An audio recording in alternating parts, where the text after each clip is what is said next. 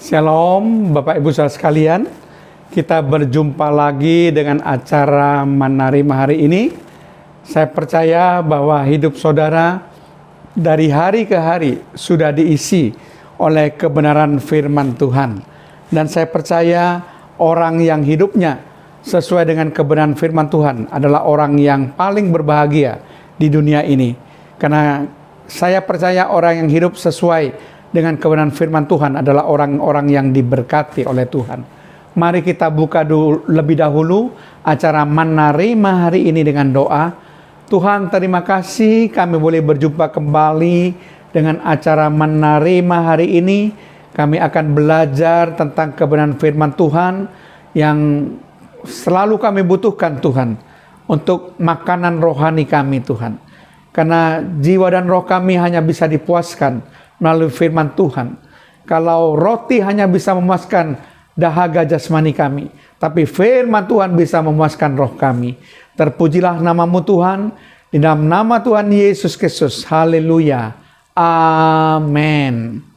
Shalom Bapak Ibu Saudara sekalian. Kali ini dalam acara Manarima hari ini, saya ingin tetap membahas tentang sifat moral Allah, ya. Sifat moral Allah. Setelah Allah itu kudus, lalu Allah itu benar, dan kali ini saya akan membahas sifat moral Allah. Allah itu kasih, ya. Allah itu kasih. Nah, saudara sekalian, Allah itu memang kasih adanya. Kasihnya dinyatakan dalam karya dan pemeliharaannya kepada manusia yang setia, maupun sekalipun manusia itu mengingkarinya, dia tetap tidak bisa menentang kodratnya sebagai Allah yang mengasihi. Karena kasihnya yang melibatkan diri dalam sejarah, bahkan dalam penderitaan untuk menebus dosa-dosa manusia, supaya manusia boleh diselamatkan dan beroleh hidup yang kekal. Karena hanya dengan kasihnya saja manusia itu diselamatkan oleh Allah, saudara. Dia mengirimkan putranya yang tunggal supaya menjadi tebusan bagi manusia, sehingga manusia boleh diselamatkan. Nah, saudara sekalian, coba kita akan melihat dan menyelidiki dalam Alkitab bagaimana bahwa kasih Allah itu dinyatakan kepada manusia. Dalam Yohanes 3 ayat yang ke-16, suatu ayat yang sangat terkenal sekali yang menunjukkan bahwa Allah sangat mengasihi dunia ini dan ingin menyelamatkan dunia ini. Manusia ingin diselamatkan, kalau boleh semuanya akan diselamatkan karena kasih karunia-Nya. Yohanes 3:16 dikatakan, karena begitu besar kasih Allah akan dunia ini, sehingga Ia telah mengaruniakan anaknya yang tunggal, supaya setiap orang yang percaya kepadanya tidak binasa, melainkan beroleh hidup yang kekal. Perhatikan kata-kata ini. Karena begitu besar kasih Allah. Bukan cuma besar, tetapi begitu besar, sangat besar kasih Allah itu. Sehingga Ia mengirimkan anaknya yang tunggal, Tuhan Yesus Kristus, untuk mati di salib, supaya manusia boleh diselamatkan dan mendapatkan hidup yang kekal. Inilah kasih Allah yang dinyatakan kepada manusia, yang tidak mungkin kita bisa balas dengan apapun. Kasih Allah yang sangat luar biasa, kasih agape, kasih yang unconditional, kasih yang tanpa syarat, kasih yang tanpa pamrih, kasih yang tidak menghendaki balasan. Dia menyalahkan manusia karena sungguh-sungguh adalah kasih agape, kasih ilahi ini yang senantiasa diberikan kepada kita oleh Allah. Dalam 1 Yohanes 4 ayat 8 dikatakan, barang siapa tidak mengasihi, ia tidak mengenal Allah, sebab Allah adalah kasih. Bahkan kasih menjadi ukuran apakah kita mengenal Allah atau tidak. Kalau kita tahu bahwa Allah itu kasih, tapi kalau kita tidak sanggup mengasihi seperti Allah mengasihi, maka dikatakan bahwa kita tidak mengenal Allah. Jadi kita dikatakan mengenal Allah kalau kasih Allah itu ada dalam hidup kita dan dapat kita praktekkan dengan mengasihi kepada sesama kita. juga mengasihi kepada Allah kita. Ingat, ada 2 hukum kasih yang senantiasa harus kita ingat. Yang pertama, kasihilah Tuhan Allahmu dengan segenap jiwamu, dengan segenap hatimu, dengan segenap akal budimu, dan dengan segenap kekuatanmu. Dan yang kedua, kasihilah sesamamu manusia seperti dirimu sendiri. Jadi kasih ini sesuatu yang tidak dapat tidak harus kita lakukan. Baik itu kasih vertikal, kasih kepada Allah, dan kasih yang horizontal, kasih kepada sesama. Nah, dalam 1 Yohanes 4 ayat 16 itu dikatakan bahwa Allah itu adalah kasih. Bukan Allah punya sifat kasih, Allah itu adalah kasih.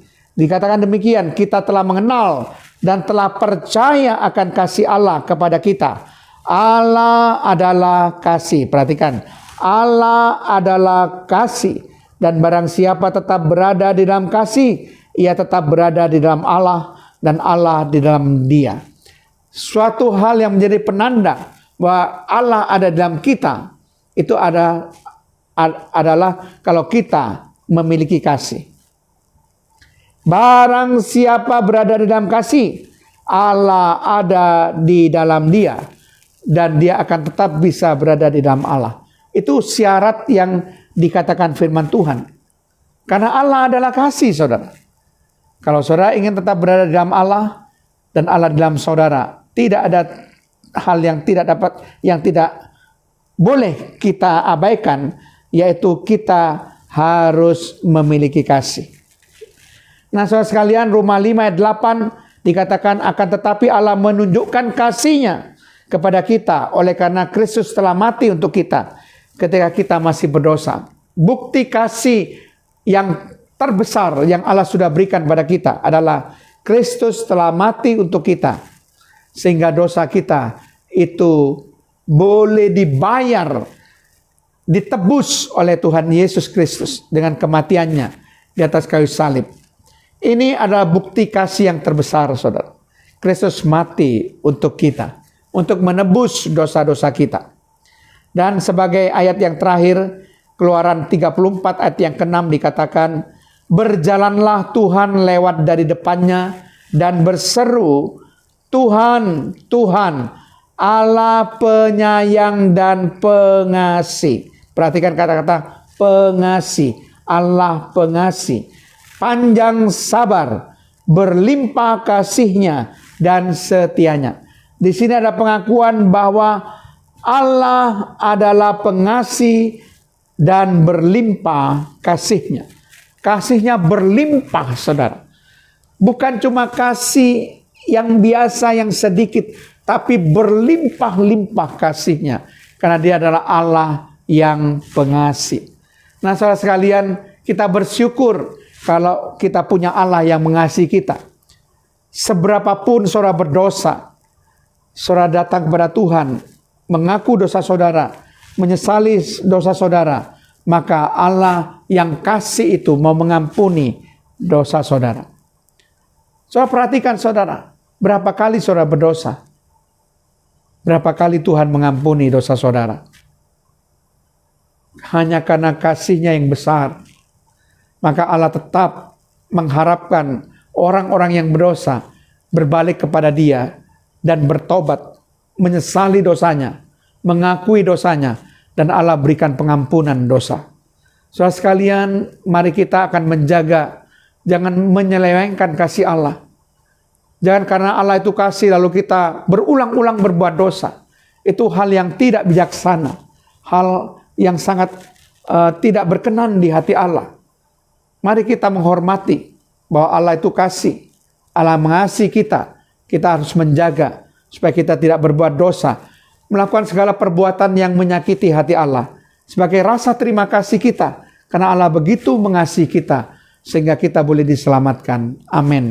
Mari kita berdoa. Tuhan, terima kasih kalau hamba-Mu sudah menyampaikan kebenaran firman-Mu, Tuhan, supaya kami menyadari bahwa Allah yang kami sembah di dalam nama Tuhan Yesus Kristus adalah Allah yang penuh dengan kasih, Allah yang mengasihi kami dan dibuktikan dengan Kristus mau mati buat kami di kayu salib untuk menggantikan kami, saudara.